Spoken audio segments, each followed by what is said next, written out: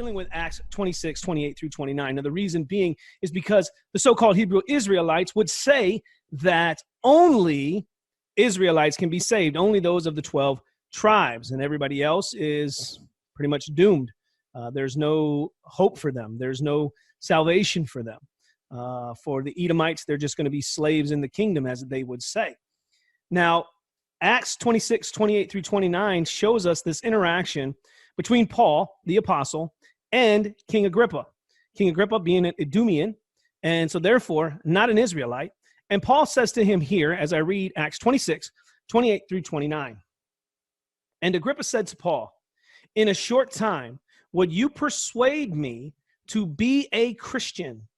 And Paul said, "Whether short or long, I would to God that not only you, but also all who hear me this day might become such as I am, except for these chains."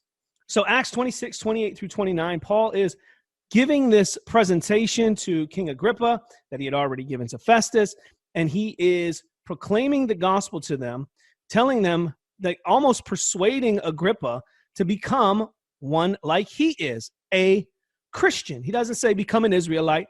He says become a Christian, okay? And then he says, except for these chains, not being in bondage, not being in chains. So this Idumean being persuaded to become a Christian. So my question for you is, how do you deal with that text? I know I've heard some say that, well, Paul was just lying to save his neck. Nowhere does it say that here.